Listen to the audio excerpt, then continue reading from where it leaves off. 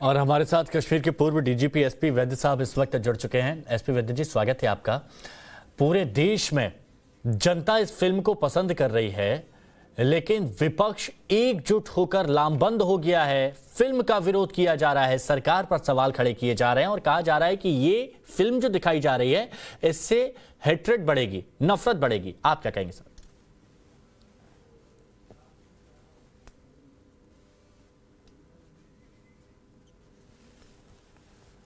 आप सर आप please unmute कर लीजिए, शायद आप स्क्रीन पर म्यूट है शायद। जी हाँ, बोलिए सर। जी, मेरा ये मानना है कि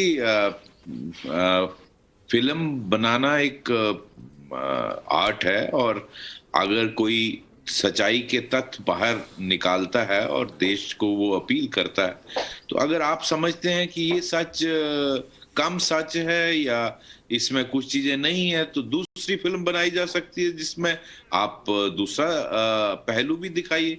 तो मैं समझता हूँ इसका क्रिटिसिज्म बिना बेमैनी है, नहीं होना चाहिए। एक डायरेक्टर्स ने एक कोशिश की है, जेन्युइन कोशिश की है कि लोगों से इंटरव्यू, हजारों की तादाद में जो लोग शरणार्थी हुए, जिनका नरसंहार हुआ, उनके परिवारों से बातचीत कर कर एक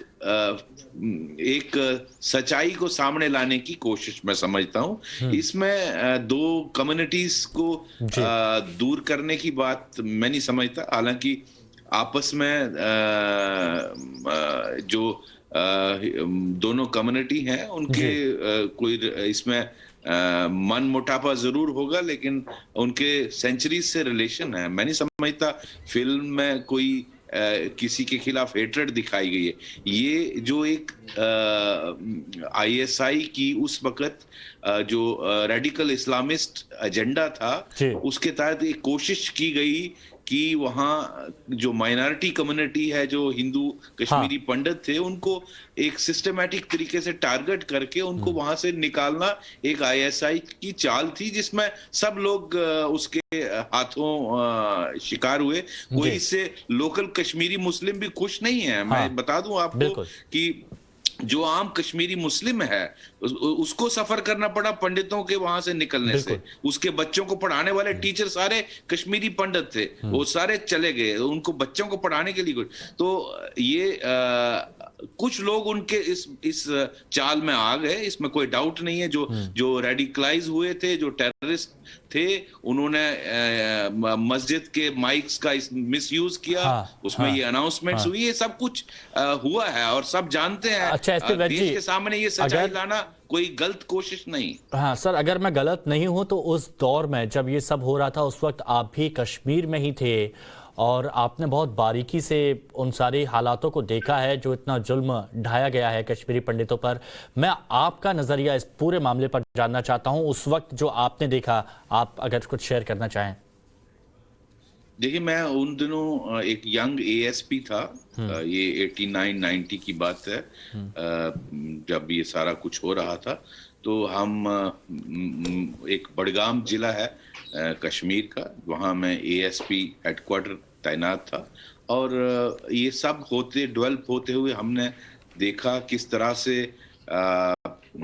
ये सारी परिक्रमा हुई, किस तरह से इनको पहले तो जो प्रोमिनेंट कश्मीरी पंडित थे, जैसे दूरदर्शन के केंद्रीय निदेशक थे, एचएमटी के जो जनरल मैनेजर थे, जो जज थे जिन्होंने मकबूल भट्ट को फांसी दी थी, इस तरह के प्रोमिनेंट, एक वाइस चांसलर थे। तो जो कश्मीरी पंडित प्रोमिनेंट लोग थे उनको पहले किलिंग की गई, उनका टारगेट किया गया, ताकि पूरी कम्युनिटी में एक डर का माहौल पैदा किया जाए। और मस्जिदों में जो माइक्स थे जो अजान के लिए इस्तेमाल किए जाते, उनमें अनाउंसमेंट्स होना शुरू हुई, जिससे माइनॉरिटी के मन में डर बैठ गया, इसमें कोई डाउट नहीं। और वो बहुत गलत किस्म की अनाउंसमेंट्स भी हुई। अब बहुत सारी जगहों पे बाद में पुलिस ने उनको सीज भी किया, लेकिन तब तक डैमेज हो चुका था, बिकॉज ये सब इतना जल्दी हो रहा था कि वहां के लोग जो प्रशासन था, जो पुलिस थी, वो इस पाकिस्तान आईएसआई की चाल को समझ ना पाई। बाद में ये फैलाया गया, वो भी मैं समझता हूँ एक एजेंडे के तहत किया गया कि जगमोहन जो उस वक्त ऑनरेबल गवर्नर थे जम्मू कश्मीर के, उन्होंने कश्मीरी पंडितों का पलायन किया। ये बिल्कुल, मैं आज जगमोहन जी हमारे बीच में नहीं है, वो एक बहुत एबल एडमिनिस्ट्रेटर थे जो पल पल की खबर अपनी रिपोर्ट्स के तहत उस वक्त की यूनियन गवर्नमेंट को इन्फॉर्म करते थे। लेकिन ये एक साजिश के तहत किया गया ताकि एक खलीफेट कश्मीर में बनाई जाए, जहां माइनॉरिटीज को वहां से डर कर उनको टारगेट करके उनमें खौफ फैला के उनको वहां से पलायन किया जाए, ताकि सिर्फ एक किस्म की कम्युनिटी वहां रहे। अब ये जो कुछ, मैंने हालांकि ये फिल्म देखी नहीं है, लेकिन जो मैं मीडिया में और सोशल मीडिया में देख रहा हूं, ये इंसिडेंट बहुत सारे बेस्ड ऑन फैक्ट्स हैं। एक जो लेडी को एक आरे में डालकर उसके 2 टुकड़े किए गए, प्राइवेट पार्ट्स काटे गए, ये सब हुआ है। It can not be denied, और इसको अंडर दी रैप लेना गलत बात है। मैं समझता हूं एक बहुत जेन्युइन कोशिश हुई है कि देश के सामने, लोगों के सामने सच्चाई लाने की कोशिश की। अगर कोई समझता है कि इसके अलावा भी कोई सच्चाई है तो जरूर लानी चाहिए। दूसरी और भी फिल्में बनती हैं, पहले भी फिल्में बनी कश्मीर पर, लेकिन इस तरह की सच्चाई उन्होंने पेश करने की कोशिश नहीं की। मैं इस टीम को मुबारकबाद देता हूं, ये बहुत जेन्युइन कोशिश की गई। लोगों के इंटरव्यू लेकर जो अफेक्टेड लोग हैं, जिनकी फैमिलीज ने सफर किया है, उनसे, चाहे वो अमेरिका में, कनाडा में और देश के दूसरे हिस्सों में सेटल हुए, उन सब से बात करके, इंटरव्यू करके, मैंने इनका इंटरव्यू, अग्निहोत्री जो डायरेक्टर है उनका इंटरव्यू सुना है, तो मैं समझता हूं एक अच्छी कोशिश है और इसमें किसी को कोई ऑब्जेक्शन नहीं होना चाहिए। सर, लेकिन जो कश्मीरी पंडित हैं, पहले भी उनके ऊपर काफी सियासत हुई है। अभी के वर्तमान हालात, जो विपक्ष जिस तरह से राजनीति कर रहा है या फिर जिस तरह से आरोप विपक्ष लगा रहा है, अभी जो हो रहा है, उस पर आप क्या कहेंगे, विपक्ष की तरफ से, सरकार की तरफ से? मेरा इसमें बड़ा क्लियर मानना है कि इतने सेंसिटिव इशू को पॉलिटिसाइज नहीं करना चाहिए। इसको पॉलिटिकल एंगल से नहीं देखना चाहिए कि बीजेपी कर रही है, कांग्रेस कर रही है, एनसी कर रही है, पीडीपी कर रही है। ये मैं समझता हूं हम सब की कलेक्टिव जिम्मेदारी है, हम सब का कलेक्टिव फेलियर है कि ऐसा हमारे देश में रहने वाले एक माइनॉरिटी कम्युनिटी को कश्मीर से पलायन करना पड़ा। इससे बड़ा दुष्कर्म इस देश में नहीं हो सकता है। हम जब भी हिस्ट्री बुक्स में पढ़ते हैं तो आप जर्मनी का वो दिखाते हैं जो ज्यूस के साथ हुआ, हमारे देश में ये सब हुआ, आजादी के बाद हुआ, और इस चीज को रोकना चाहिए था। उस वक्त की स्टेट गवर्नमेंट, उस वक्त की सेंट्रल गवर्नमेंट, और सबका मैं समझता हूं कलेक्टिव फेलियर है, और इसको आज इंट्रोस्पेक्ट करने में कोई हर्ज नहीं है। देखना चाहिए कि हमसे कहां गलतियां हुई और अब हम इनको किस तरह से। सर, एक बात और मैं आपसे पूछना चाहता हूं, मेरे पास वक्त कम है, इसलिए मैं एक बात और आपसे पूछना चाहता हूं, क्योंकि दोनों अगर राजनीतिक दल लड़ रहे हैं तो इसी मुद्दे पर लड़ रहे हैं। ये कहा जा रहा है कि जब से ये हालात ऐसे हुए थे, कुछ ऐसे फैसले लिए गए थे जिससे आतंकियों के हौसले बढ़े, बीएसएफ के कुछ मोर्चे वहां से हटा दिए गए थे, और उस वक्त सरकार किसी और की थी, राजीव गांधी उस वक्त थे, और उसके बाद फिर वीपी सिंह की सरकार आई, तो एक दूसरे को दोषी ठहराया जा रहा है। कमी आपकी नजर में कहां पर हुई? देखिए, मैं आपको एक छोटी सी एग्जांपल देता हूं, टाइम कम है, बहुत ज्यादा बातें कर सकते हैं कश्मीर पर, लेकिन जम्मू कश्मीर पुलिस ने जब जो आईएसआई का जो प्लान था, जो जनरल जियाउल हक के टाइम पे ऑपरेशन टोपैक बनाया गया कि कश्मीर के बच्चों को पाकिस्तान पीओके में लिया जाए और ट्रेन किया जाए, हथियार दिए जाए और वापस भेजा जाए, और वो बच्चे जो पहला बैच 70 लोगों का था, उसमें से बहुत सारों को जम्मू कश्मीर पुलिस ने अरेस्ट किया, हथियारों के साथ पकड़ा, उनको जेल में डाला। लेकिन उस वक्त एक अनफॉर्चुनेट और गलत डिसीजन, पॉलिटिकल डिसीजन हुआ, जिसकी वजह से उनको छोड़ दिया गया। उसकी वजह से पूरी जम्मू कश्मीर पुलिस डिमोरलाइज हो गई, जिसका फायदा आईएसआई को हुआ। और सर, उस वक्त किसकी सरकार थी?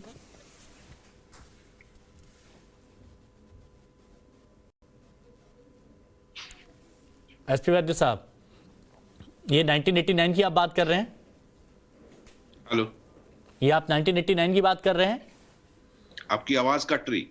सर 1989 की बात कर रहे हैं आप, जो ये गलत फैसला लिया गया? जी, ये 88-89 की बात है कि गलत पॉलिटिकल डिसीजन लिया गया और उन जो टेररिस्ट पकड़े गए थे उनको छोड़ दिया गया, और जिसकी वजह से उस वक्त की जम्मू कश्मीर पुलिस पूरी तरह डिमोरलाइज हो गई, जिसका अल्टीमेटली फायदा हमारे दुश्मन देश को और आईएसआई को। सर कई कश्मीरी पंडितों से आपकी बात भी हुई होगी, क्योंकि बहुत से ऐसे लोग थे तो उस वक्त रिफ्यूजी कैंप में रहे, अपना घर बार सब कुछ उन्होंने छोड़ दिया, जमीन जायदाद सब कहीं ना कहीं धूमिल सा होता हुआ नजर आया। एज अ एक इंसान की तरह अगर देखा जाए भावनात्मक तौर पर, तो कैसा आप महसूस करते हैं जब उनके दर्द को आप देखते हैं या फिर उनकी तकलीफों को आप देखते हैं? आपने तो सब अपनी आंखों से देखा है। बिल्कुल देखा। आप सोच सकते हैं ये जो आप पिक्चर दिखा रहे हैं ये बिल्कुल सही है। उस वक्त 90 में जब ये पलायन हुआ तो कोई रहने की जगह नहीं थी। जम्मू की गर्मी में इनको टेंट्स में रखा गया, बहुत सारे सांप काटने से मारे गए, बहुत सारे हार्ट अटैक से गर्मी की वजह से मर गए। और आप एक इंसान की हालत सोच सकते हैं जिसको अपना घर बार, अपना सब कुछ, अपनी जमीनें, अपने आर्चर्ड सब छोड़कर एक जम्मू की और दिल्ली की गर्मी में आके रहना पड़ा।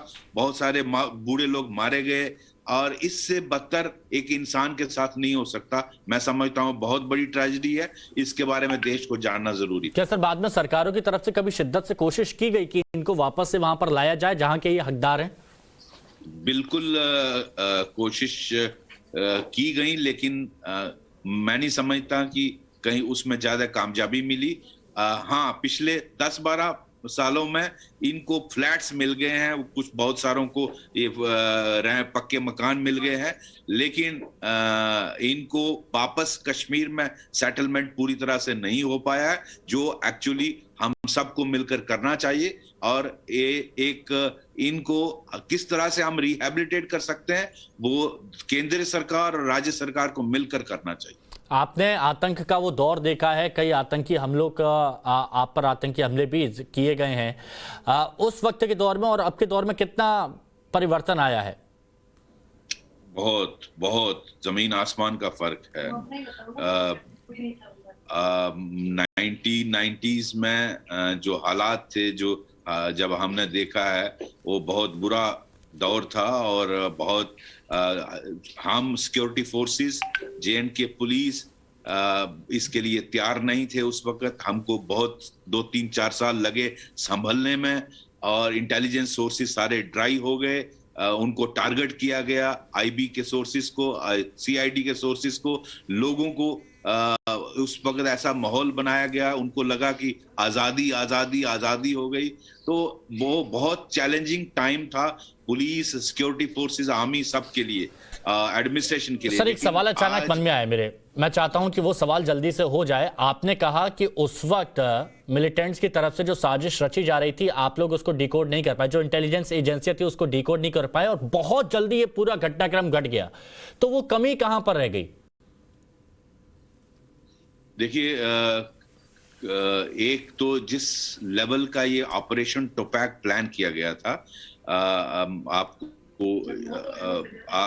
आपको याद होगा जगमोहन जी जो उस वक्त गवर्नर थे, उन्होंने समय समय पर भारत सरकार, उस वक्त की भारत सरकार को ये रिपोर्ट्स भेजी कि किस तरह का प्लान बन रहा है, कैसे हो रहा है, इसको निपटने के लिए क्या करना चाहिए।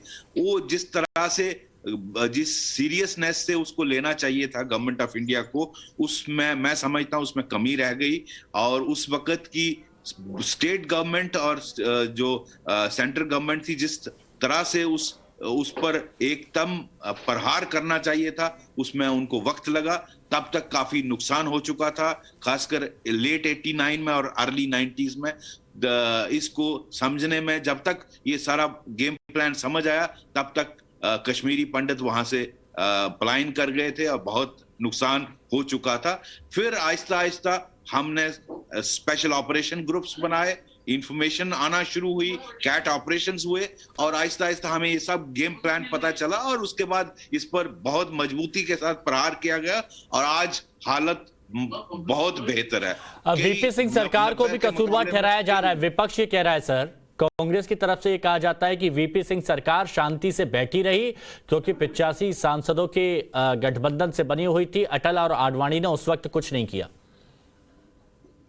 जी, मैं इस पे टिप्पणी नहीं करना चाहूंगा, ये पॉलिटिकल स्टेटमेंट्स हैं। मैं इसको कलेक्टिव फेलियर समझता हूं देश का, और हमें इस पर आत्मचिंतन करना चाहिए और देखना चाहिए कि अब हम इसको किस तरह से बेहतर कर सकते हैं और इनको सर लेकिन इस पर तो हम बात कर सकते हैं ना कि जब आतंकवादियों के मंसूबों को हमको नाकाम करना था, जब हमें ताकत चाहिए थी, हमें फैसले लेने की परमिशन चाहिए थी, उस वक्त ढील दी गई और तभी आतंकियों के हौसले बढ़ गए। बीएसएफ के मोर्चे हटाने की वजह क्या थी उस वक्त? आप देखिए, मोर्चे हटाना, आप रुबैया सैयद का किडनैपिंग केस देखिए, आपने 5 टेररिस्ट रिलीज किए, उसके बदले में जो भी नंबर था, अब मुझे इतने सालों बाद याद नहीं, तो ये उस वक्त लगा कि माइटी गवर्नमेंट ऑफ इंडिया को has been brought down to its knees. इसको इतनी बड़ी भारत सरकार को घुटनों पर लाया गया।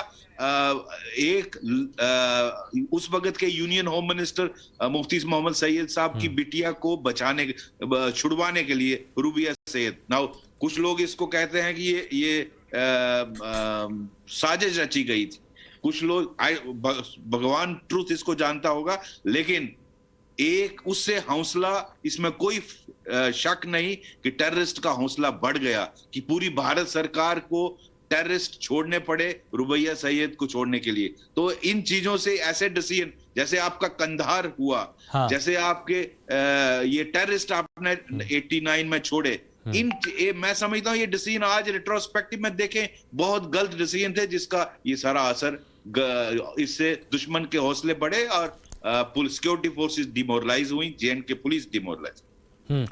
और सर वक्त वो कौन सा था जो आपकी नजर में सबसे ज्यादा अहमियत रखता था, जब आतंक पर सबसे बड़ी चोट सरकार की तरफ से की गई? मैं समझता हूं जब जगमोहन गवर्नर थे, उन्होंने बहुत जेन्युइन कोशिश की, लेकिन उनको बहुत जल्दी हटा दिया गया वहां से और वो ज्यादा देर गवर्नर नहीं रह पाए। उसके बाद गैरी सक्सेना। सर क्या उसके पीछे की कोई कुछ वजह अगर आप बताना चाहें या फिर आपको लगता हो बहुत जल्दी हटाया गया? जी, मुझे नहीं मालूम उनको क्यों हटाया गया। उस वक्त शायद कुछ उनके डिफरेंसेस हुए। उस वक्त जो पॉलिटिकल ऑल पार्टी डेलीगेशन जो राजीव गांधी उस वक्त के प्राइम मिनिस्टर लीड कर रहे थे, कश्मीर में आए, तो उस पर कुछ मतभेद हुआ था। उस बात पर शायद उनको हटाया गया और कुछ उस वक्त शायद सिक्योरिटी फोर्सेस की तरफ से कुछ किलिंग्स भी हुई, तो उसको बहाना बनाकर उनको हटाया गया। उसके बाद गैरी सक्सेना एक गवर्नर थे जो आए, उन्होंने, वो एक रॉ के चीफ थे, उन्होंने काफी अच्छे तरीके से इसके साथ निपटने की कोशिश की गई। और मैं समझता हूँ आहिस्ता आहिस्ता हर गवर्नमेंट ने अपनी तरफ से कोशिश की ताकि टेररिज्म को कंट्रोल में लाया जाए, और आज ये 370 और 35 को हटाने के बाद और भी हालात बेहतरी की तरफ जा रहे हैं। आप फैसले की बात कर रहे थे कि जगमोहन जी ने कुछ ऐसे फैसले लिए हैं जो बहुत काम उन्होंने किया है और बहुत कारगर वो साबित हुए हैं, उनके बारे में कुछ और अगर आप बताना चाहें। देखिए, जगमोहन जी जो उनका पहला टेन्यूर था, उसमें वो बहुत ही हार्ड टास्क मास्टर थे, टफ एडमिनिस्ट्रेटर थे, और उन्होंने डेवलपमेंट का काम पहले टेन्यूर में इतना बढ़िया किया था कि अल्टीमेटली जब बीपी सिंह जी की गवर्नमेंट थी, हालांकि उनकी शायद उनके साथ पॉलिटिकल इक्वेशन वैसी नहीं थी, फिर भी उनको उनके रेपुटेशन की वजह से, जो हार्ड टास्क मास्टर थे उसकी वजह से उनको लगाना पड़ा। और अनफॉर्चुनेटली उस वक्त ये 89-90 के अर्ली 19 जनवरी 1990 में उनको शायद अपॉइंट किया था, उन्हीं दिनों 18 तारीख को, तो उन्हीं दिनों ये सारा एरप्ट हुआ और ये सारे हालात बने। लेकिन जगमोहन बहुत हार्ड टास्क मास्टर थे, वो काम करने वाले को इररिस्पेक्टिव ऑफ रैंक, गवर्नर होकर मेरे जैसे यंग एसपी को फोन कर देते थे। एक वो काम करने वाले सबसे छोटे मुलाजिम को फोन कर देते थे और उससे डायरेक्ट फीडबैक लेते थे। तो बहुत बहुत देशभक्त थे, काम करने वाले थे, बहुत डेवलपमेंट में या सिक्योरिटी सिचुएशन में उनका काफी ग्रिप था और काफी मेहनती थे, काफी देर तक काम करते थे। मैं समझता हूँ बहुत एबल एडमिनिस्ट्रेटर थे कंट्री ने जिसको पैदा किया। सर 19 जनवरी 1990 की रात की बात की जाती है जिस दिन ये कत्लेआम मचाया गया था, नरसंहार किया गया था, और आपने कहा बहुत जल्द घटनाक्रम उस रात को घटा था कि कोई संभल भी नहीं पाया, कोई कुछ कर भी नहीं पाया, अचानक फोन बजने लगे। जगमोहन जी ने भी बहुत कोशिश की। अगर उस रात के बारे में आप बता सकते हैं कि कैसे मूवमेंट, कैसे काम आगे बढ़ा और कितनी कोशिश जगमोहन जी की तरफ से की गई थी बचाने की? जी यहाँ तक मुझे याद आता है जनवरी 18 को उनका ऑर्डर हुआ और सबसे पहले वो कश्मीर जाने के लिए आ रहे थे तो उन्होंने जम्मू में स्टॉप ओवर किया और मैं उन दोनों श्रीनगर में था, बडगाम डिस्ट्रिक्ट में, और उन्होंने 19 तारीख को शायद, यहाँ तक मुझे याद आता है 19 जनवरी को कश्मीर में लैंड किया। और चूंकि मेरा district airport Budgam airport Budgam के ही अंडर आता है तो मुझे याद है। लेकिन तब तक जब तक वो लैंड किए कश्मीर में हालात बहुत बिगड़ चुके थे और उन्होंने कोशिश की उसको संभालने की, लेकिन तब तक काफी देरी हो चुकी थी, ये सारे हादसे होना शुरू हो। इतनी कोशिश की गई, इतनी कोशिश जगमोहन जी की तरफ से की गई, फिर भी कई लोग उन पर सवाल खड़े करते हैं जो कि बेहद दुर्भाग्यपूर्ण से कहा जा सकता है। बहुत शुक्रिया वैद साहब आपका हमारे साथ जुड़ने के लिए।